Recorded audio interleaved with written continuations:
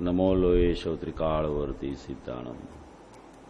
नमो लोये शौत्रिकाळवर्ती आयर्याणम। नमो लोये शौत्रिकाळवर्ती उज्जैनम। नमो लोये शौत्रिकाळवर्ती सबसामणम। ओंकार बिंदु संयुक्तम नित्यम ध्यायन्ति योगिनः। कामदम मोक्षदम चैव ओंकाराय नमो नमः। मंगलम भगवान वीरो मंगलम गौतमो गुणी। मंगलम कुंकुंदारियो जैनधर्मोस्तु मंगलम। सर्वमंगल मांगल्यम सर्वकल्याणकारकम। प्रदानम सर्वधर्माणां जैनम जयतु शासनम। नमः समय साराय स्वानुभूत्या चकास्ते। चित स्वभावाय पावाय सर्वभावांतरच्छिदे। एगो में शशदो पाज्ञान दर्शन लखणो। शेषा में बहिरा पावा सवे संयोग लखणान। मारो सुशाश्वत एक दर्शन ज्ञान लक्षण जीव छे। बाकी बधा संयोग लक्षण भाव मुझदी बाह्य छे। हूँ एक शुद्ध सदारूपी ज्ञान दर्शनमय करे। कयन्य ते मारू जरी परमाणु मात्र नहीं अरे। जे जाणतो अरंत ने गुणद्रव्य ने पर्ययपणे। ते जीव जाने आत्म ने तशु मोह पामे लय करे। नथी अप्रमत के प्रमत नथी जे एक ज्ञायक भाव छे। ए रीत शुद्ध कथाए ने जे ज्ञात ते तो तेज छे। जम नेत्र तेमज ज्ञान नथी कारक नथी वेद करे। जाने जे कर्मोदय निर्जरा बंध तेमज मोक्ष ने। ध्रुवचल ने अनुपम गति पामेल सर्वे सिद्ध ने। वंदी कहूँ श्रुत केवड़ी कथिता समय प्राकृत हो। ओम श्री नमः श्री देव्य नमः श्री देव्य नमः श्री देव्य।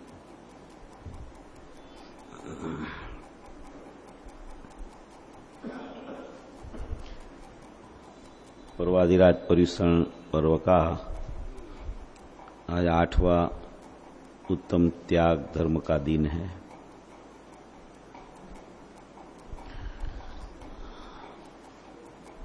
उत्तम त्याग माने वास्तविक उत्तम त्याग तो मुनिराज को ही होता है, मगर मुनिराज की परंपरा तक पहुंचने के लिए नीचे के गुण स्थानों में भी त्याग कहा गया है। ऐसा नहीं है कि मुनिराज होवे उसको ही त्याग होवे। जिसको मुनिराज होना है उसको भी त्याग लागू पड़ता है। अपनी व्याख्या तो बहुत बार हो चुकी है कि त्याग नियम से ग्रहण पूर्वक होता है। ग्रहण सापेक्ष त्याग को ही त्याग कहा जाता है। ग्रहण निरपेक्ष त्याग का नाम वास्तव में त्याग नहीं है। एकांते सब त्याग करता जाए जीव, मगर ग्रहण ही किसी का नहीं करे।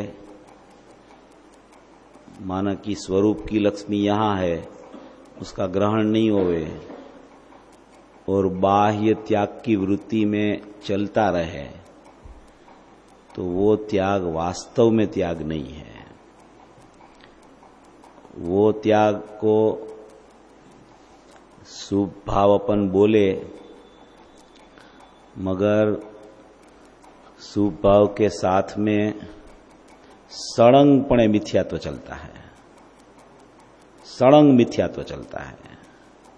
कितना भी शुभ भाव चले, जहां तक मिथ्यात्व मिथ्यात्व मिथ्यात्व मिथ्यात्व मिथ्यात्व मिथ्यात्व मिथ्यात्व चलता रहे, तब तक वास्तव में शुभ भाव वो है, उसकी भी कोई कीमत नहीं है। मिथ्यात्व जाए बाद का जो शुभ भाव है उसे ही पुण्यानुबंधी पुण्य कहा जाता है। जब तक मिथ्यात्व है तब तक वो पापानुबंधी पुण्य है। पुण्यानुबंधी पुण्य भी उसका नाम पड़ता नहीं है। तो सबसे पहले मिथ्यात्व का त्याग पूर्वक सम्यक दर्शन स्वभावी शुद्धात्मा का ग्रहण होवे, तभी सम्यक दर्शन की पर्याय में प्रगटता होवे। ऐसी त्याग धर्म के दिन भावना सबको पानी चाहिए कि मेरे को त्वरित में त्वरित मिथ्यात्व का त्याग हो जाए और सम्यक दर्शन स्वरूप भगवान आत्मा है उसका ग्रहण हो जाए तो मेरी पर्याय में सम्यक दर्शन की उत्पत्ति हो ही जावे। वास्तविक में क्या होता है कि निर्ममत्व का ग्रहण और ममत्व का त्याग, उसे त्याग बोला जाता है, क्योंकि संसार तो वास्तविक में ममत्व का है और तो किसी को संसारी कहा नहीं जाता सचमुच में। जब ममत्व चला जाता है पदार्थों पर से और निर्ममत्व स्वभाव है, वहां उसका लक्ष्य जाता है तो ममत्व की उत्पत्ति होना बंद हो जाती है। राग होता है मगर राग के प्रति ममता छूट जाती है। जैसा पूर्व पर्याय में राग था, सम्यक दर्शन हुआ तो उसके बाद की पर्याय में ऐसा ही राग होता है। किंचित मात्र भी फर्क नहीं पड़े राग में, मगर ममत्व छूट जावे। राग मेरा है वो छूट जाता है, राग जैसा है वैसा ही रह जाता है, मगर वहां से ममत्व भाव छूटता है। ममत्व छूटा तो ऐसा बोला जाता है ये जीव ने ममता का त्याग किया, अनंतानुबंधी की एक चौकड़ी ये जीव की कसाई की चली गई और अपने स्वभाव का ग्रहण इसने किया, तब ये त्याग हुआ। कोई भी चीज आप स्वाध्याय करो, कोई भी चीज सामने रखो, शास्त्र कोई भी विषय चले, सबसे पहले अपने को यहां से उपड़ना, सोचना सब इधर से, बाहर से कुछ सोचना ही नहीं। जैसे यहां से सोचने की लत हो जाएगी ना, आदत हो जाएगी, तो उसको ममत्वपना जाने में टाइम नहीं लगेगा। मगर सोच चले अंदर से, बाहर से सोचना ही नहीं कुछ, ज्यादा देखना भी नहीं कि परिणाम अभी कैसा चल रहा है, ज्यादा नहीं देखना, मर्यादा तक ठीक है, कि ज्यादा उधर अपना लक्ष्य को मत ले जाना कि अभी ऐसा परिणाम है, ऐसा परिणाम है, ऐसा परिणाम है, तो परिणाम की दृष्टि छूटेगी ही नहीं।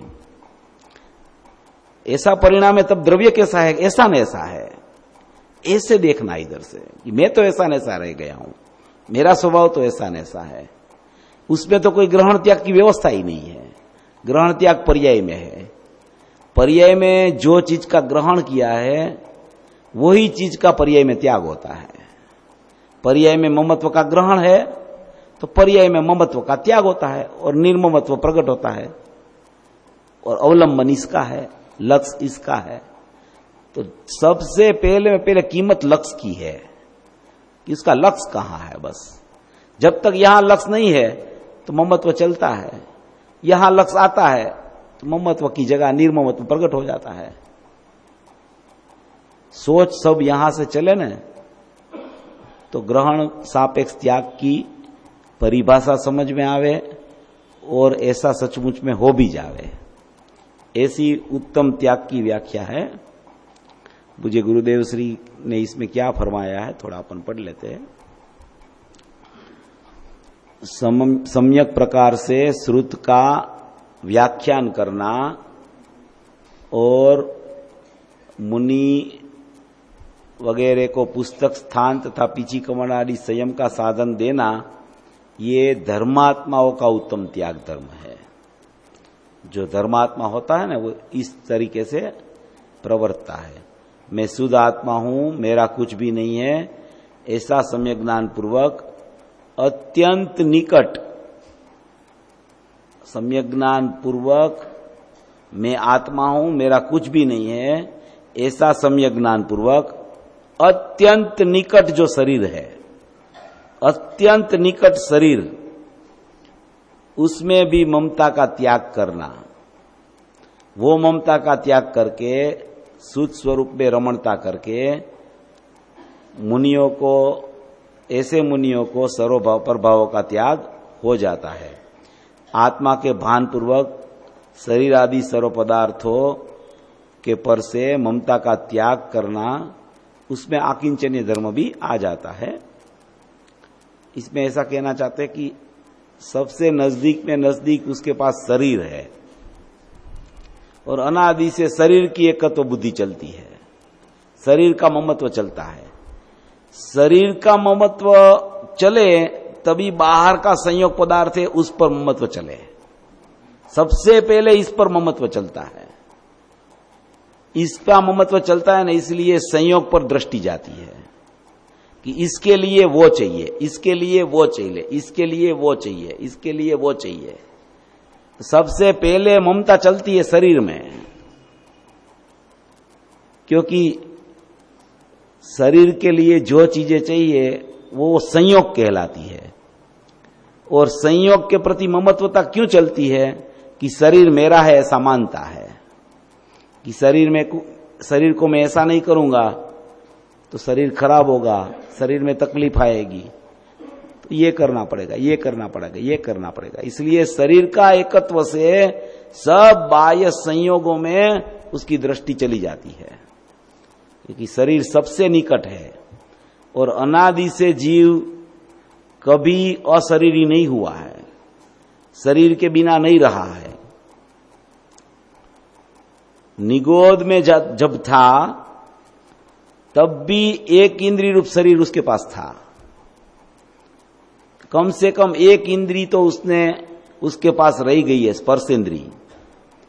तो वो शरीर के बिना वो कभी रहा नहीं, इसलिए शरीर की ममत्व बुद्धि, शरीर की एकत्व बुद्धि उसको छूटती, अनादि से नहीं छूटती है, क्योंकि वो सबसे निकट में निकट शरीर है। इसलिए श्रीमद् राजचंद्र जी ने देहाध्यास छुड़ाने के लिए बहुत सी चर्चाएं की है। देहाध्यास जीव का कैसे छूट जाए, देह प्रति ममता कितनी चलती है जीव की। और गुरुदेव ने देह की ममता कैसे हो जाती है कि अपने अंदर में, आत्मा में जो द्रव्य गुण पर्याय स्वरूप वस्तु है, उसमें पर्याय को मेरा मानता है, पर्याय की एकत्व बुद्धि चलती है, पर्याय की कर्तृत्व बुद्धि चलती है, पर्याय की भोक्तृत्व बुद्धि चलती है। तो उसी एकत्व, ममत्व, कर्तृत्व, भोक्तृत्व से शरीर की एकत्व बुद्धि उसको चलती रहती है। श्रीमद् राजचंद्र जी ने देह से भेद ज्ञान करा के आत्मा में ले जाने की बात की। पूज्य गुरुदेव श्री ने पर्याय से भेद ज्ञान करा के आत्मा में ले जाने की बात की। और छठवीं गाथा में यह आया कि अन्य द्रव्यों, दूसरा द्रव्य जो है पुद्गल द्रव्य, उससे भिन्नपणे उपासना में जो जीव को आवे तो राग की उत्पत्ति नहीं होती, तो भेदज्ञान हो जाता है। तो शरीर से भेदज्ञान करो कि पर्याय से भेदज्ञान करो, बात तो सब एक ही है। बाहर से तो भेदज्ञान हो ही नहीं सकता शरीर से कि पर्याय से। भेद ज्ञान इसे ही बोला जाता है, अभेद ज्ञान जिसे प्रकट हो उसे पर्याय से और शरीर से भेदज्ञान हो जाता है। लोग शरीर का भेदज्ञान करते रहते हैं दिन भर, ये शरीर नहीं है, ये मेरा नहीं है, ये मेरा नहीं है, ये मेरा नहीं है। और राग में एकत्व बुद्धि चलती है। वो राग की एकत्व बुद्धि है ना, वही तो संसार है। शरीर संसार नहीं है, ये शरीर तो बाह्य है। ये शरीर तो यहां रह जाता है, जीव चला जाता है, इससे कुछ लेना देना है नहीं। एकांत से शरीर का वेदनान करता रहे और शरीर के प्रति राग चलता रहे और राग में एकत्व चलता रहे। कहने में आए ऐसा शरीर मेरा नहीं है और शरीर संबंधी विकल्प चले अंदर। शरीर मेरा नहीं है वो शरीर संबंधी विकल्प है। शरीर मेरा नहीं है वो शरीर संबंधी का विकल्प है। उसे शरीर सामने देख के शरीर मेरा नहीं है, शरीर मेरा नहीं है, पुद्गल मेरा नहीं है, वो उनके प्रति विकल्प चल रहा है उसका, और वो विकल्प के प्रति एकत्व चल रहा है, उसको बोला जाता है मिथ्यात्व। ये सूक्ष्म बात है, थोड़ी समझना ध्यान से। ऐसे बोल तो देते हैं सब, शरीर मेरा नहीं है, पुद्गल मेरा नहीं है, बाह्य पदार्थ मेरा नहीं है, उसी का नाम उसकी एकत्व बुद्धि है, उसी को बोला जाता है एकत्वपना। क्योंकि उसी समय उस तरफ का राग चालू है और राग की एकत्व बुद्धि अंदर में चलती है, उसी को बोला जाता है मिथ्यात्व।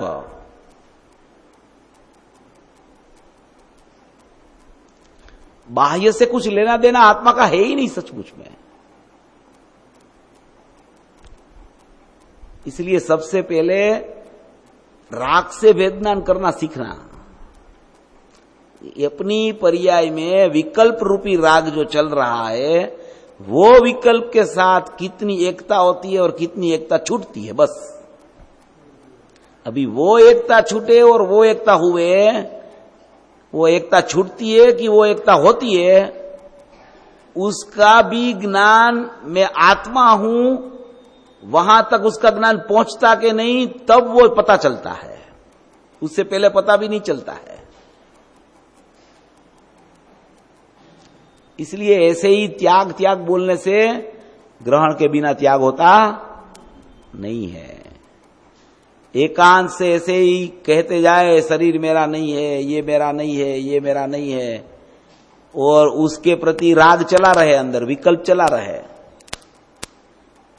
ये मेरा नहीं है, वो भी नास्तिपरक विकल्प है,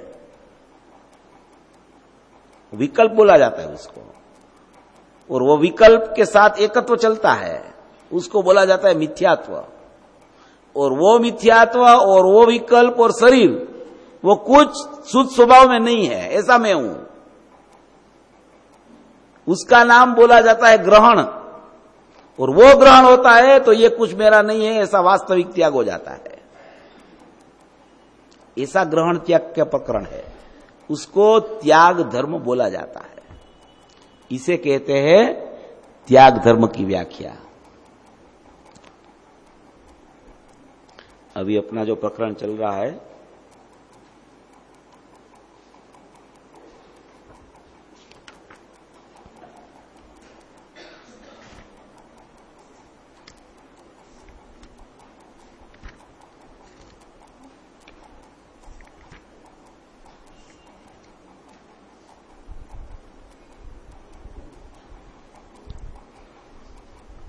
कोई जीव ज्ञानी हो जाए न, ज्ञानी हो जाने के बाद में वो शरीर से भी वेदनान करावे, राग से वेदनान करावे, वो उसकी सम्यकता होती है।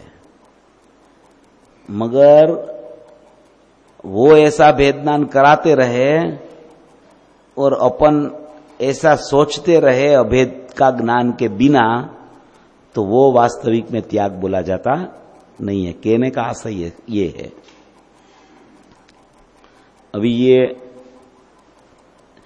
रहस्यपूर्ण चिट्ठी ऐसी अलौकिक लिखी है टोडरमल जी साहब ने कि इसमें इतने प्रकरण आते हैं ना, एक के बाद एक में, कि एक एक पैराग्राफ में अपना 1 घंटा तो निकल ही जाता है। यानी कि बहुत अच्छी चिट्ठी है ये चिट्ठी का अपन स्पष्टीकरण सोचते ही रहे तो चिट्ठी पूरी होने का काल आवे न, तब तक सबको सम्यक दर्शन हो जावे। ऐसी चिट्ठी है, अद्भुत अलौकिक चिट्ठी है। कितने विषय आते हैं ये चिट्ठी में। अभी कितने सालों पहले, 200 साल पहले भी ऐसी चिट्ठियां लिखी गई है कि जो आजकल के जमाने में ऐसी चिट्ठियां लिखने वाले नहीं मिलते। इतनी उपलब्धि तत्व की होने के बाद में भी नहीं लिख सकते, इतनी बात भी नहीं कर सकते। ऐसी तो चिट्ठी लिखी टोडरमल जी साहब ने। वो प्रश्न पूछने वाले कैसे होंगे, उसके उत्तर देने वाले कैसे होंगे, उसका ज्ञान कितना अंदर में काम करता होगा, ज्ञान में कितना उसका प्रयोग चलता होगा, ज्ञान में कितना चिंतन चलता होगा उसका। जैसे कोई कार्य में वो व्यस्त हो तो उसका विकल्प उधर ही रहता है कि वो कार्य कब खत्म हो जाए कि मैं इसमें लग जाऊं जल्दी बस। ऐसा ज्ञान का उसका प्रवाह चलता रहता है अंदर में। ऐसे जीव को ये चिट्ठी उपयोगी होती है। ऐसा काम लिखा है इसमें, बहुत अच्छा है। अभी जो विषय आ रहा है ना, जो ज्ञान 5 इंद्री और 6ठा मन द्वारा प्रवर्तता था, अभी जो ज्ञान 5 इंद्री सन्मुख और मन की सन्मुख प्रवर्तता था, वो ज्ञान सर्व तरफ से इसमें समेटा ही लिखा है, इसे इकट्ठा होके, सर्व तरफ से इकट्ठा होके निर्विकल्प अनुभव में केवल स्वरूप सन्मुख हुआ। ज्ञान 5 इंद्री और मन के द्वारा प्रवर्तता था, वो ज्ञान वहां से समझ लो कि व्यावृत हो गया। वहां से व्यावृत होके निर्विकल्प अनुभव में केवल स्वरूप के सन्मुख हुआ, केवल स्वरूप के सन्मुख हुआ। अभी वो ज्ञान जितना बाहर चल रहा था 5 इंद्रिय और मन के सन्मुख द्वारा प्रवर्त रहा था, वो केवल अपना स्वभाव की स्वरूप की सन्मुख हो गया। माने कि बाहर से पूरा व्यावृत होके निशेषपणे पूरा उपयोग, पूरा ज्ञान वहां से बाहर से ऐसे जाता था, बाहर से वो समेटा के पूरा उपयोग अंदर में स्वरूप की सन्मुख हो गया। क्योंकि ये ज्ञान क्षयोपशम रूप है। अभी तो क्षयोपशम रूपी ज्ञान होता है, निर्विकल्प होवे, अनुभूति हो जावे तो भी ज्ञान क्षयोपशम रूप है। क्षायिक तो ये काल में होता नहीं है। ये ज्ञान क्षयोपशम रूप है, वो एक काल में एक ज्ञेय को ही जान सकता है। एक समय में छद्मस का क्षयोपशम रूपी ज्ञान का उपयोग एक ज्ञेय को ही जान सकता है। अभी ये ज्ञान स्वरूप जानने को प्रवर्त रहा, तब अन्य का जानना सहज ही बंद हो गया। माना कि ज्ञान बाहर से हटके स्वरूप की सन्मुख आया तो दूसरा जानना बंद हो गया। इसका जानना चालू हुआ, उसका जानना बंद हुआ। उसका जानना चालू था तब तक इसका जानना बंद था, क्योंकि एक उपयोग छद्मस का एक तरफ ही चलता है, या तो स तरफ या पर तरफ। इसमें बात ऐसी लिखी है। ऐसी दशा तब हो गई कि बाह्य अनेक शब्द आदि विकार हो तो भी स्वरूप ज्ञानी को उसकी कहीं खबर नहीं है। इस प्रकार मति ज्ञान भी स्वरूप सन्मुख हुआ, ऐसा वर्णन समयसार की आत्मख्याति टीका में किया है और आत्म अवलोकन आदि में भी किया गया है। अच्छा, अभी यहां जो प्रकरण आया है ये है ना समयसार की 144वीं गाथा में ये प्रकरण है। 144वीं गाथा है समयसार की 144, कर्ता कर्म अधिकार की आखिरी गाथा। उसमें ये प्रकरण बहुत अच्छी तरह से आया है कि अनादि मिथ्या दृष्टि जीव को सबसे पहले क्या करना चाहिए। अनादि मिथ्या दृष्टि जीव है, उसको सबसे पहले कौन सा कार्य करना चाहिए। तो उसमें यही प्रकरण लिया है कि सबसे पहले अपना मति श्रुत ज्ञान 5 इंद्री और नयों का विकल्प की तरफ जाता था, उसको वहां से जाना बंद करके अंदर में आने के लिए अपने ज्ञान स्वभावी आत्मा की सन्मुख करें। इसमें है, इसमें भी है ये 144 गाथा है ना, इसमें है लिखा है प्रथम श्रुत ज्ञान का अवलंबन से, मोक्ष मार्ग प्रकाशक में नहीं है, ये मेरे पास है ना, उसमें है। प्रथम श्रुत ज्ञान का अवलंबन से ज्ञान स्वभावी आत्मा का निश्चय करके बाद में आत्मा की प्रगट प्रसिद्धि के लिए यानी कि अनुभव के लिए पर पदार्थ की प्रसिद्धि का कारण, पर पदार्थ की प्रसिद्धि का कारण कौन है?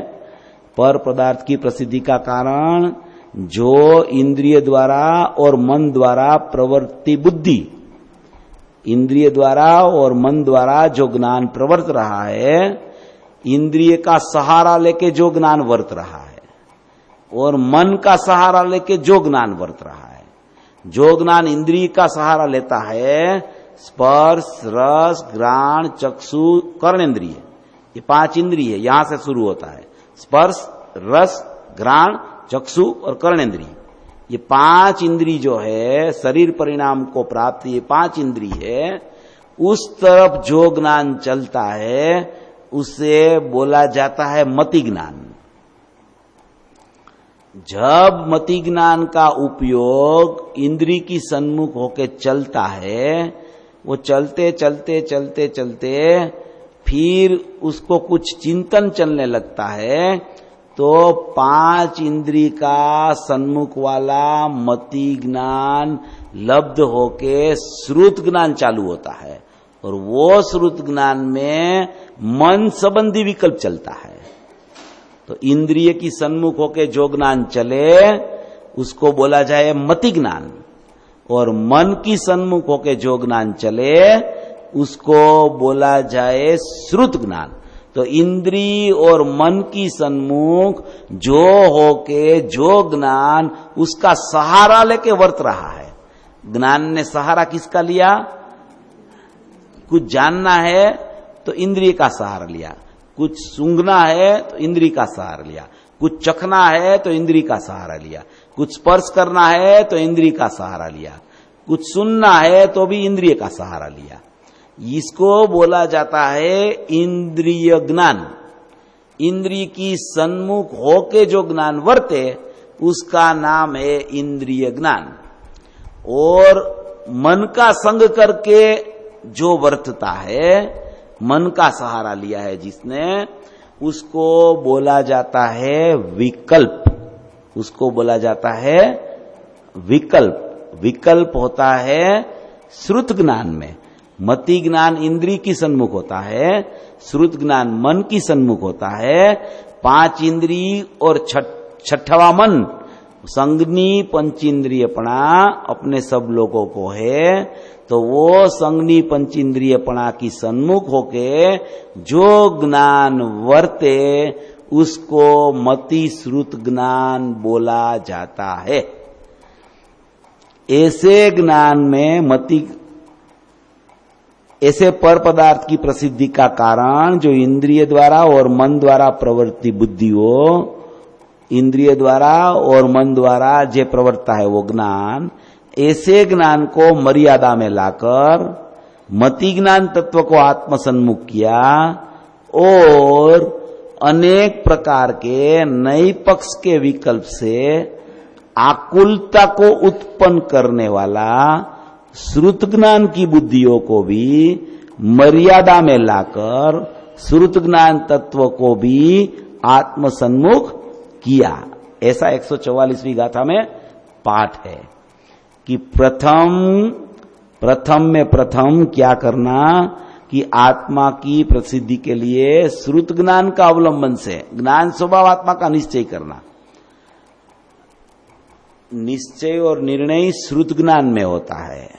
निर्णय का काल आता है तब मति ज्ञान का इंद्रिय सन्मुख का व्यापार वो लब्ध रूप हो जाता है और श्रुत ज्ञान प्रवृत्तिशील हो जाता है, उपयोग रूप हो जाता है। तो वो श्रुत ज्ञान में मन के द्वारा, मन में ऐसी शक्ति है कि वो रूपी अरूपी दोनों पदार्थ का निर्णय कर सकता है मन। और 5 इंद्रिय में रूपी के सिवा किसी को जानने की शक्ति उसमें नहीं है। 5 इंद्रिय वाला ज्ञान में और मन का संबंधी वाला ज्ञान में उसमें निर्णय करने की शक्ति है।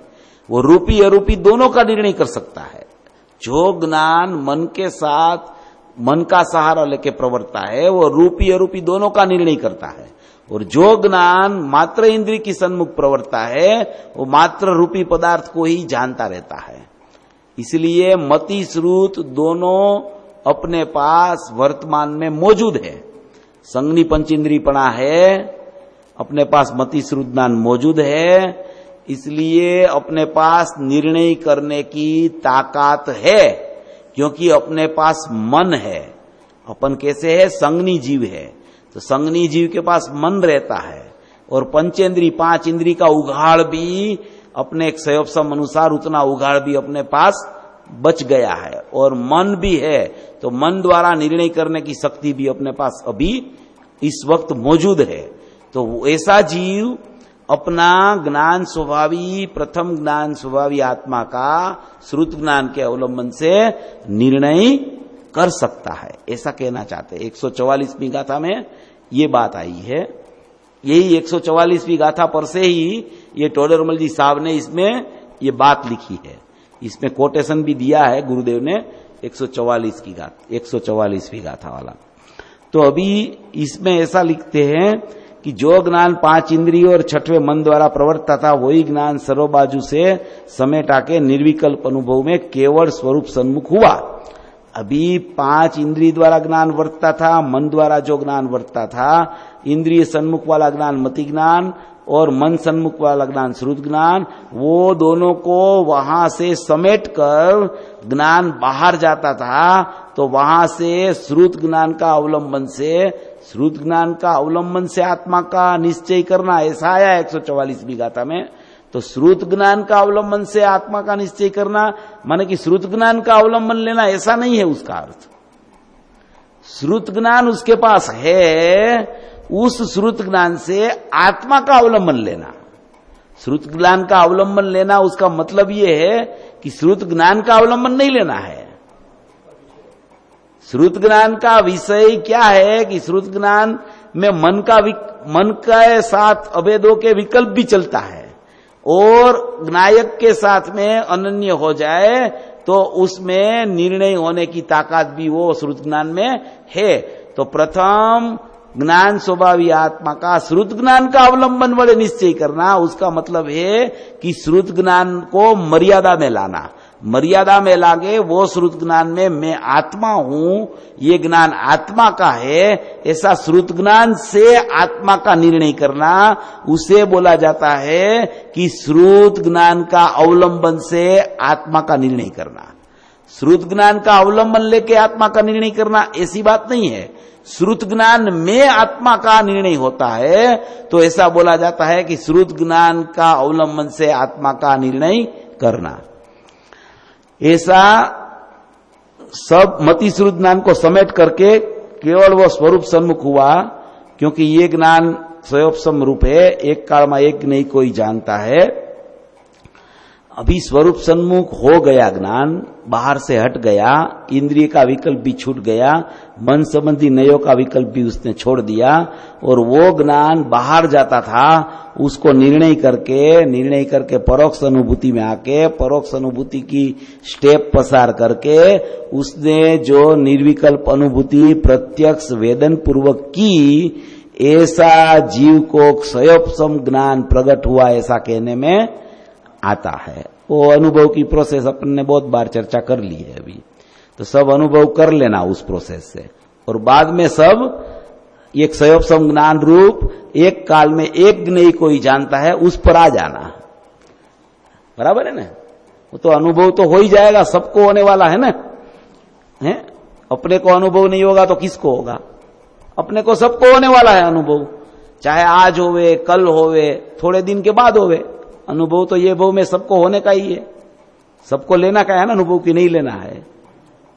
हाँ, तो अपना प्रयत्न तो ऐसा ही करना कि ये पर्याय में सम्यक दर्शन तो होना ही होना। कितना भी पुरुषार्थ करना पड़े, कितनी भी बाह्य वृत्तियां छोड़नी पड़े, आंतरिक वृत्तियों में लगना, स्वभाव का निर्णय करना, स्वभाव का अनुसंधान करने का प्रयत्न करना, निर्णय को मजबूत करना, मैं ज्ञायक हूं ऐसा बार बार विचार करना, वो विचार से मक्कम होके आगे बढ़ना, आगे बढ़ने के इंद्री का संग छोड़ना, मन का विकल्प का संग छोड़ना, और वो संग में जो ज्ञान जाता है उसको वहां रोक के वो ज्ञान को आत्मा का संग में ले जाना, तो अनुभूति का काल पक जाएगा। वो अनुभूति जो है वो ये काल में क्षयोपशम रूप है, माने कि क्षयोपशम रूप ज्ञान है। सायिक ज्ञान तो ये काल में है नहीं। सायिक सम्यकत्व कब होता है कि जब यहाँ पे जो काल में तीर्थंकर की हयाती होवे, चौथा काल में एक सायिक सम्यक दर्शन होता है, और जो काल में तीर्थंकर की हयाती होवे तो उसका निमित्तपणे से सायिक सम्यकत्व की उत्पत्ति हो सकती है। मगर क्षयोपशम ज्ञान सम्यक होवे ने वो भी कोई कम नहीं है, वो सायिक वत होने वाला है, ऐसा क्षयोपशम ज्ञान है अभी का। क्षयोपशम ज्ञान कोई कच्चा ज्ञान नहीं है, अनुभूति वाला ज्ञान है वो, तो वो ज्ञान में भी सब कार्य हो सकता है। तो क्षयोपशम रूप है, वो एक काल में एक ज्ञेय को ही जान सकता है। छद्मस्त अल्पज्ञ ज्ञानी का उपयोग भी चाहे चौथे गुणस्थान वर्ती हो कि चौथे गुणस्थान से 12वें गुणस्थान तक पहुंच जाए, गणधर देव का उपयोग वो भी, उसको भी छद्मस कहा जाता है, उसका उपयोग भी एक काल में एक ज्ञेय को ही जान सकता है। एक साथ में दो को जानना उसके पास भी ताकत नहीं होती है। बाद में ऐसा, सम्यक दर्शन के बाद में ऐसा बोला जाए कि एक को लब्ध रूप जानता रहता है, एक को उपयोगात्मक जानता रहता है, ऐसा भी बोला जा सकता है। एक को लब्ध रूप जाने, एक को उपयोगात्मक जाने, ऐसा भी स्वभाव है। मगर उपयोगात्मक एक को ही जान सकता है, ऐसा यहां कहने का तात्पर्य है। एक काल में एक नहीं कोई जान सकता है। अभी ये ज्ञान स्वरूप जानने को प्रवर्त रूप हुआ, तब अन्य को जानना उसका बंद हो गया। तो जब स्व को जाने तो पर का जानना बंद हो जाता है। पर को जानने में इंद्रिय और मन के सहारे से रुके तो स्व का जानना नहीं होता है। वहां ऐसी दशा है कि बाह्य अनेक शब्दादि विकार हो तो भी स्वरूप ध्यानी को उसकी कुछ खबर पड़ती नहीं है। माने कि स्वरूप ध्यान में जब ज्ञानी लगता है न, तो बाह्य में कैसा भी कुछ भी परिणमन चलता हो, जैसे इसमें गुरुदेव ने दृष्टांत दिया है कि पशु पक्षी का आवाज चलता हो, पशु पक्षी का आवाज चलता हो, वो सुने, एक साथ में मनुष्य पशु पक्षी कितने भी आवाज चलते हो तो भी वो उसे बाजे बजते हो, कुछ भी होता हो, स्वरूप ध्यान में लगा तो उसको कुछ पता ही नहीं है बाहर क्या हो रहा है। माने कि उसका उपयोग एक ज्ञेय में ही टिकता रहता है, दूसरे ज्ञेय तक जा नहीं सकता है। जब स्वरूप ध्यान में वो प्रवृत्तिशील है तब बाहर का उपयोग बंद हो जाता है, और जब बाहर का उपयोग खुलता है तब स्वरूप ध्यान का उपयोग लब्ध रूप रहता है। लब्ध रूप माने कि स्वरूप ध्यान चला नहीं जाता है, वो है तो सही मगर उपयोगात्मक रूप से नहीं है। वो नहीं है ऐसा नहीं है। ज्ञानी को तो दो धारा चलती ही रहती है। जब तक केवल ज्ञान नहीं होवे तब तक दो धारा चले उसको, एक उपयोग रूप धारा चले, एक परिणति रूप धारा चले। परिणति रूप धारा को कहा जाता है लब्ध रूप धारा, उपयोगात्मक धारा को कहा जाता है उपयोगात्मक धारा। उपयोगात्मक धारा में प्रत्यक्षपना है, परिणति में परोक्षपना है, लब्धपना है। अभी वही परिणति शुद्ध उपयोग रूप हो जाए, परिणति छूट के शुद्ध उपयोग रूप हो जाए, आत्मा में परिपूर्ण लीन हो जाए, निर्विकल्प ध्यान आ जावे, फिर से एक बार आया, दो बार आया, चार बार आया, 10 बार आया, वो आता ही रहे, तो शुद्ध उपयोग और परिणति का भेद छूट जाता है और शुद्ध उपयोग कहा जाता है उसको। वो शुद्ध उपयोग कहा जाता है, तब बाहर का जानना बिल्कुल बंद हो जाता है। लब्ध रूप भी जानना नहीं रहता है बाहर का, अंदर का जानने में लब्ध रूप परिणमन चालू रहता है, बाहर का उपयोग होता है तब भी। मगर बाहर का उपयोग छूट जाता है और उपयोगात्मक ज्ञान अंदर चला जाता है, तब तो बाहर का जानना उसको चालू होता ही नहीं है। पूरा उपयोग, निशेषपणे पूरा उपयोग अंतर्मुख अपना आत्मा में एक मेक होकर परिणमता है, उसको बोला जाता है शुद्ध उपयोग। एक भी ज्ञान का अंश बाहर में नहीं रहता है, पूरा ज्ञान अंतर्मुख होके, जैसे कि अनुभव के काल में ज्ञानी सयोपसम ज्ञानी होने पर भी वो केवली जैसा है। जैसे केवली का उपयोग बाहर नहीं जाता है, ऐसे ही सयोपसम ज्ञानी का उपयोग भी बाहर उस समय नहीं रहता है, उसका सदुपयोग भी केवल ज्ञान जैसे ही प्रवृत्तिशील रहता है, ऐसा इसमें कहना चाहता है। अबे वो ज्ञान स्वरूप जानने में प्रवृत्ता, तब अन्य को जानने का बंद हो गया। वहां ऐसी दशा हो गई कि बाह्य अनेक शब्द आदि विकार हो तो भी स्वरूप ध्यानी को उसकी खबर नहीं। इस प्रकार मति श्रुत ज्ञान सम्यक हुआ, मति ज्ञान भी स्वरूप सन्मुख हुआ। ऐसा वर्णन समयसार की आत्मख्याति टीका में भी आया है। अभी ये प्रकरण के बाद में दूसरा जो प्रकरण है, इसीलिए ही निर्विकल्प अनुभव को अतीन्द्रिय कहते हैं, क्योंकि इंद्रियों का धर्म तो ये है कि स्पर्श रस गंध वर्ण को जाने, वो यहां नहीं है। और मन का धर्म ये है कि अनेक विकल्प करके, वो भी यहां नहीं है। इसीलिए जो ज्ञान इंद्रिय और मन द्वारा प्रवर्तता था, वही ज्ञान इंद्रिय और मन द्वारा जो ज्ञान प्रवर्तता था, वो ज्ञान तो सड़ंग एक ही है उपयोग, माने कि उत्पाद भी चालू है। जब वो इंद्रिय और मन की सन्मुख प्रवृत्ता था, तब आत्मा की सन्मुख नहीं प्रवृत्ता है। और जब आत्मा की सन्मुख प्रवृत्ति चालू हुई, तो अब इंद्रिय और मन की सन्मुखता छूट जाती है, तो एक पर्याय बदल जाती है। जब इंद्रिय और मन की सन्मुखता चालू है, वो पर्याय का व्यय होता है, तब एक नई पर्याय का उत्पाद होता है। वो पर्याय स्वरूप सन्मुख होकर परिणमती है, तब इंद्रिय और मन द्वारा प्रवर्ता ज्ञान था वो नहीं रहता है। और वही ज्ञान माने कि ज्ञान तो एक प्रकार का ही है, पूर्व पर्याय में जो ज्ञान था वही उत्तर पर्याय में प्रवृत्तिशील होता है।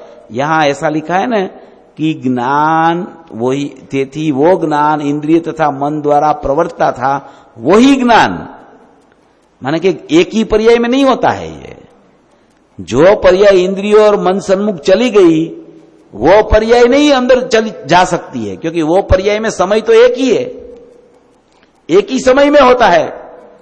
इंद्रिय और मन का उपयोग जब लग गया तो वो समय तो चला गया। अभी दूसरे समय में जो पर्याय है, वो पर्याय आत्मसन्मुख होती है।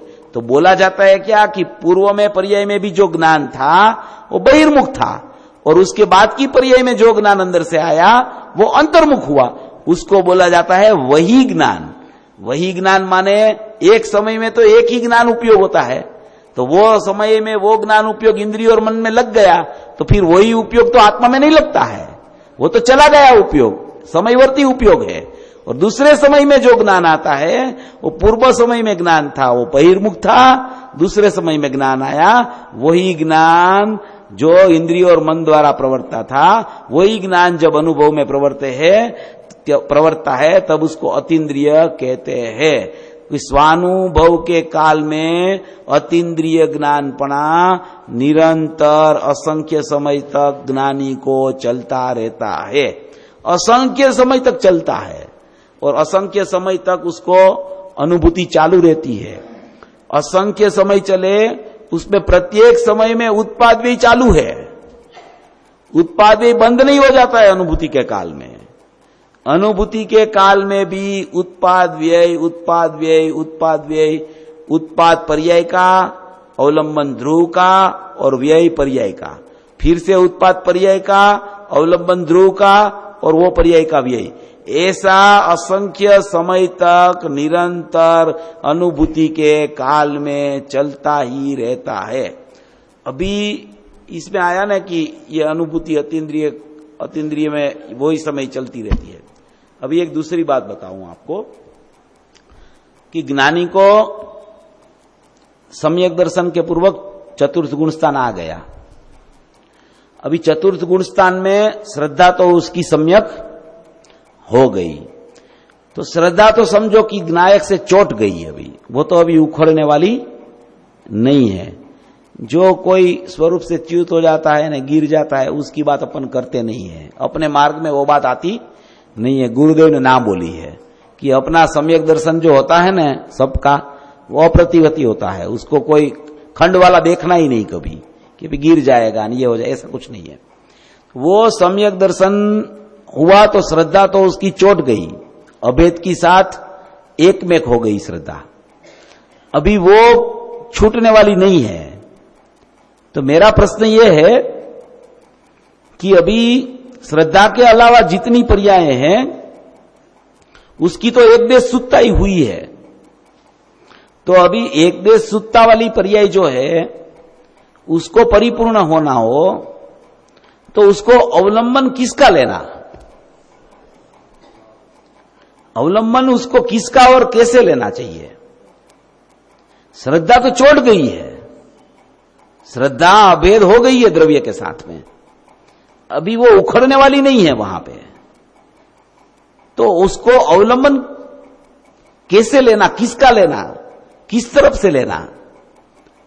इसमें ऐसा है कि श्रद्धा निरंतर चलती होने पर भी उसका उत्पाद भी बंद नहीं होता है। श्रद्धा चोट गई हो, सम्यक दर्शन में प्रतीति चलती हो, तो भी उत्पाद व्यय तो उसका चालू ही रहता है, उत्पाद व्यय बंद नहीं होता है। 100% हो गई श्रद्धा तो भी, क्योंकि ये सयोपसम ज्ञान के साथ भी श्रद्धा होती है ना, उसमें भी चलमलगाट दोष भी चालू होता है। चलमलगाट दोष पता है किसी को? सम्यक मोहनी प्रकृति का उदय एक होता है, और वो चलमलगाट दोष है ना, वो केवड़ी गम्य है, माने कि वो छद्मस के ज्ञान में भी पता नहीं चलता है। इसको छोड़ देते हैं अपन, ज्यादा उसमें लंबा नहीं करना। तो वो सम्यक दर्शन की जो पर्याय है ना, उसमें भी श्रद्धा की पर्याय में उत्पाद भी चालू है। तो दूसरी बार भी जब अनुभूति होवे, दूसरी पर्यायों को भी उसका अंश बाकी है, उसकी अनुभूति करना हो, तो वो श्रद्धा की पर्याय भी उसके साथ में ही रहती है। और अनंत गुण की अनंत पर्याय की परिणति बन के यह होता है। श्रद्धा तो चालू ही है प्रतीति, फिर भी उत्पाद भी उसका बंद नहीं हुआ है। अगर उसका उत्पाद भी बंद हो गया हो तो श्रद्धा का परिणमन नायक से अभेद है, ऐसा परिणामी की द्रव्य का अवलंबन लेके कोई पर्याय दूसरी शुद्ध नहीं हो सकती। क्या बोल रहा हूं मैं कि श्रद्धा अभेद हो गई है आत्मा के साथ में, श्रद्धा का परिणमन अभेद है, वो तो निरंतर चलता ही रहता है, परिणति भी चलती रहती है। श्रद्धा को तो कुछ आंच आने वाली नहीं है। उत्पाद हुए तो भी वो उत्पाद होके अभेदों के ही परिणमती है, उत्पाद होके अभेदों के ही परिणमती है। विकल्पात्मक दशा होवे तो भी श्रद्धा की पर्याय का उत्पाद होके, जैसे अनंत गुण की अनंत पर्याय आंशिक शुद्धि रूप परिणमती है, परिणति रूप, ऐसे श्रद्धा की पर्याय तो परिपूर्ण रूप से परिणति रूप चलती है। अभी वो दूसरे गुणों को पूरा सम्यक होने के लिए श्रद्धा तो परिपूर्ण रूप से परिणमती चलती है। तो श्रद्धा के साथ में एक नायक का अवलंबन लेना कि श्रद्धा बिना का ध्रुव का अवलंबन लेना है? श्रद्धा के साथ वाला लेगा तो पर्याय सहित का द्रव्य का अवलंबन आ जाएगा, तो उसमें तो दूसरा गुण सम्यक नहीं होगा। श्रद्धा, ज्ञान, चारित्र, सुख, प्रभुत्व, विभुत्व, उसका सबका उत्पाद तो चलता ही है, समझो आप। वो उत्पाद चलते चलते सभी समय में विकल्प चलता है, तब भी श्रद्धा तो परिणति रूप अभेदों के परिणमती रह जाती है, उसकी साथ अनंत गुण का आंशिक परिणमन भी परिणति रूप चलता है। अभी दूसरा उसको सदुपयोग का काल आता है, वो विकल्पात्मक दशा छूट के निर्विकल्प का काल स्वकाल आया। तो वो निर्विकल्प का जब स्वकाल आता है तब उसकी स्थिति क्या होती है, उसकी बात है ये। तो उसकी स्थिति में भी श्रद्धा का उत्पाद चालू है, अनंत गुण की अनंत पर्याय का उत्पाद चालू है, और वो पूरा उत्पाद ही पूरा अभेदों के परिणमता है। श्रद्धा भी उसके साथ में ही है। श्रद्धा अभेद हो गई है उसका मतलब ये नहीं कि उसका उत्पाद भी बंद हो जाता है, वो उत्पाद व्यय अगर बंद हो जाए, वो ऐसे ही चोट जावे, तो श्रद्धा और श्रद्धा के विषय के अवलंबन से कभी दूसरी पर्यायों की सुत्ता नहीं होवे। ऐसा मेरा कहना ऐसा है कि उत्पाद तो चालू ही रहता है। निर्विकल्प दशा के काल में भी उत्पाद चालू है, विकल्पात्मक दशा में भी उत्पाद चालू है। निर्विकल्प दशा असंख्य समय चले तो भी सभी गुण की सभी पर्याय उत्पाद रूप होके ध्रुव का अवलंबन लेके व्यय होती है। बाद में दूसरे समय में भी उत्पाद होके ध्रुव का अवलंबन लेके व्यय होती है। उसी समय फिर दूसरा उत्पाद है, व्यय हुआ तो उत्पाद हुआ, वो उत्पाद ध्रुव का अवलंबन लेके व्यय होता है। ऐसा असंख्य समय चला। वो चल के जब वो च्युत हुआ, विकल्पात्मक दशा में आया, तो विकल्पात्मक दशा में आया तो सभी गुण की सभी पर्याय विकल्प में आ गई। तो विकल्प में आई तब भी परिणति तो चलती है। तो परिणति चलती है, वो क्या है? आंशिक परिणति अनंत गुणती चलती है, श्रद्धा की पूरी चलती है। तो श्रद्धा की उत्पाद होके परिणति अभेद होती है, ऐसे ही अभेद नहीं हो गई है। ये मेरे को सीधी ये करना है कि उत्पाद व्यय बंद नहीं होता है, बस ऐसा समझना। कोई भी गुण की कोई भी पर्याय को सम्यक प्रथम समय होने का कि बाद में सम्यक होने के लिए अकेला त्रिकाली द्रव्य दृष्टि का विषय का ही अवलंबन होता है। दूसरी बार शुद्धि उसको करनी है तो भी त्रिकाली द्रव्य का अवलंबन, केवल ज्ञान है तो भी त्रिकाली द्रव्य का अवलंबन, यथाख्यात चारित्र में भी त्रिकाली द्रव्य का अवलंबन। माने कि अनंत गुणात्मक आत्मा अनंत पर्यायों से रहित होने पर भी अनंत पर्यायों का विषय अनंत गुणात्मक अभेद दृष्टि का विषय है, ऐसा समझना। ये मैं तो मेरे को जो विचार आता है मैं बोलता रहता हूं आपको।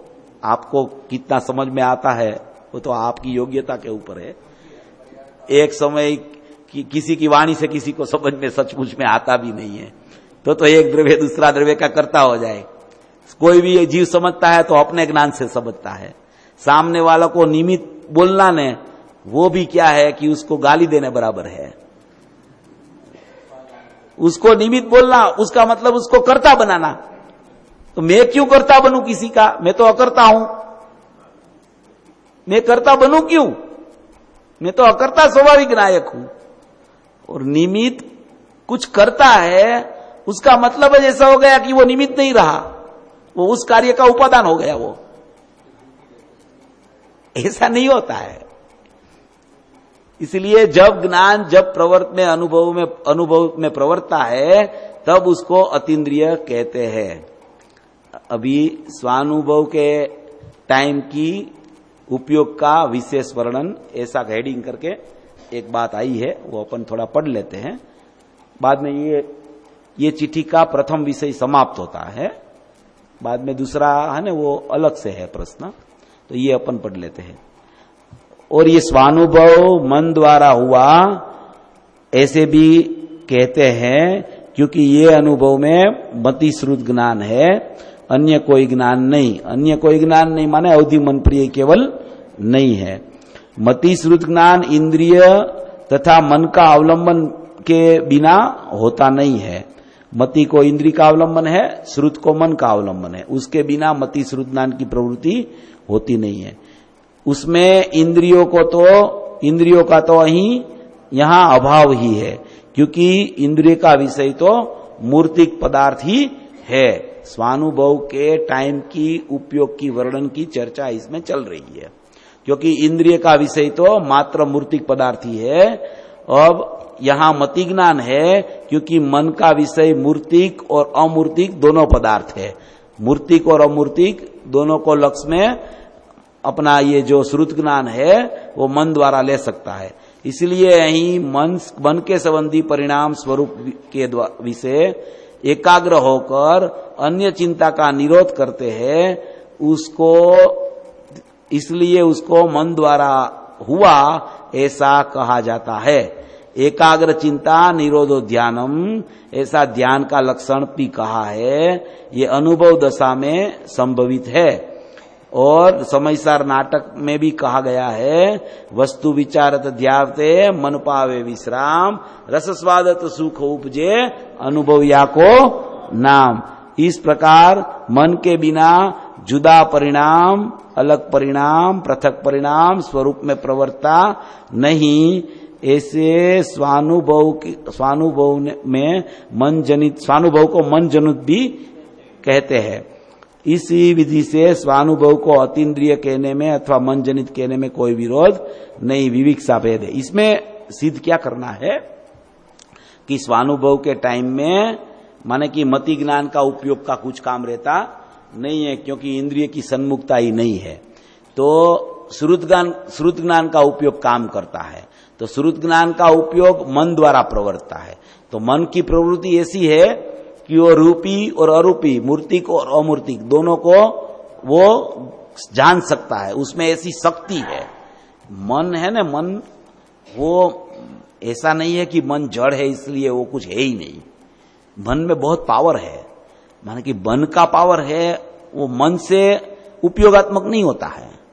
ज्ञान जब मन को लक्ष्य में लेके प्रवर्ते, ज्ञान, श्रुत ज्ञान मन का निमित्त से निर्णय करता है। कैसे निर्णय करता है? मन का निमित्त से। अभी श्रुत ज्ञान में जब निर्णय होता है, ज्ञान में आत्मा का निर्णय होता है श्रुत ज्ञान में, तब कहा जाता है कि मन इसमें निमित्त था। मन का अवलंबन लेके निर्णय करता है, उसका मतलब ऐसा है कि मन के द्वारा ऐसे आत्मा का निर्णय करता है, ऐसा नहीं कहा, कहने का सही है। श्रुत ज्ञान उसको बोलते हैं कि जब ज्ञान में मैं आत्मा हूं ऐसा निर्णय होता है, वो श्रुत ज्ञान कहा जाता है। और श्रुत ज्ञान जब होता है, जब तक श्रुत ज्ञान है तब तक मन जिंदा है। इसका ये शॉर्ट परिभाषा। जब तक श्रुत ज्ञान का परिणमन चल रहा है तब तक मन की मौजूदगी वहां पे रहती है, ऐसा यहां कहने चाहते हैं कि अनुभूति के काल में भी मन होता हुए भी विश्राम को वो पा जाता है। वस्तु विचारत ध्यावते मन पावे विश्राम, रस स्वादत सुख उपजे अनुभव्या को नाम। एकाग्र चिंता निरोधो ध्यानम। जब ध्यान लगता है, एक को अग्र करके जब ज्ञान प्रवृत्तिशील होता है, एक को अग्र करके, एकाग्र, एक को अग्र करके, माने कि त्रिकाली द्रव्य की अग्रता करके जब वो ज्ञान चलता है तो उसको बोला जाता है एकाग्र चिंता निरोधो ध्यानम। वो ध्यान का लक्षण बताया है कि एकाग्र चिंता निरोधो ध्यानम, वो ध्यान का लक्षण कहा है।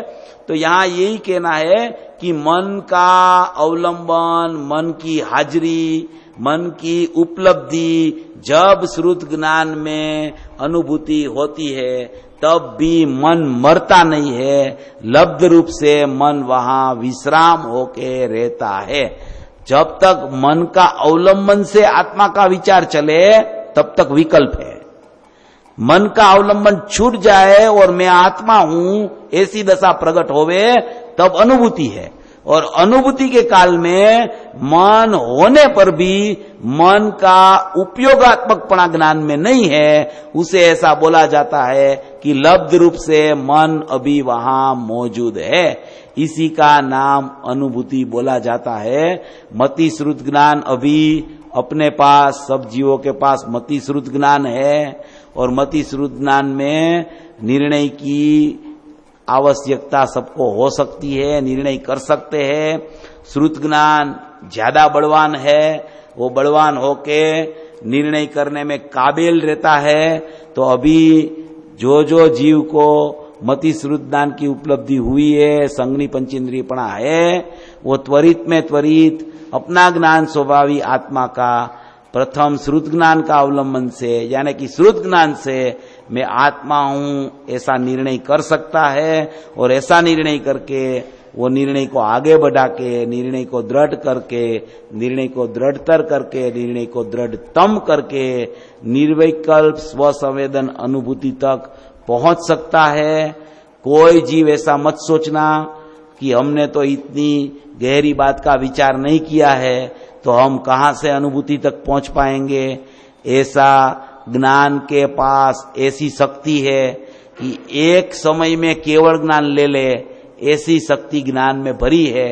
इसलिए अपने को ऐसा नहीं समझना कि अपन इतना काम त्वरित में कैसे कर सकेंगे। ऐसा करके अपना पुरुषार्थ को ढीला मत करना, ज्यादा से ज्यादा इसमें विचार ज्ञान को प्रेरित करना, उसको उत्साह से देखने का प्रयास करना। ऐसे उसमें ऐसे मत हो जाना कि ये तो अभी अपने से नहीं होगा, ये तो बहुत कितना मति ज्ञान ने, श्रुत ज्ञान ने, इंद्रिय का लक्ष्य ने, मन का विकल्प ने, नयो का विकल्प ने, एक एक नहीं ने, उसका समूह श्रुत ज्ञान ने, मति श्रुत अवधि मन पर ये केवल ने, उसमें अभी मति श्रुत ज्ञान है ने, अवधि मन पर ये तो ऐसा है, रूपी होता है, मन पर ये ज्ञान तो मुनि को होता है, केवल ज्ञान तो परिपूर्ण उसको होता है ज्ञान।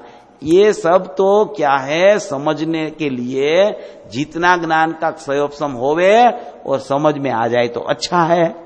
अगर ज्यादा उपयोग काम नहीं करता हो तो इतना तो अपन समझ सकते हैं कि अपने पास ज्ञान है और अपने पास आत्मा है, और वो ज्ञान मेरा है, वो आत्मा का ज्ञान है, और वो ज्ञान में आत्मा बस रहा है, उस दूसरा कुछ उसमें है नहीं। इतना भेद ज्ञान को सब जीव कर सकता है। तो ऐसे भेद ज्ञान में लग जाना तो आहिस्ता आहिस्ता सब पता ज्ञान में चल जाएगा। इसमें कोई कठिन बात नहीं है, ऐसा मत समझना ये बहुत कठिन है। ये तो इसमें प्रकरण आता है ना, इसलिए मैं तो खोल खोल के समझाता हूं। बाकी समझना बहुत आसान है, बहुत थोड़ा विषय है। एक ज्ञायक, एक ज्ञान और एक विकल्प, बस विकल्प से ज्ञान व्यावृत हुए तो निर्विकल्पता में जावे, इतना बात है। ऐसा समझकर सभी भवी जीवों मोक्ष मार्ग पे चले, इसी मंगल भावना।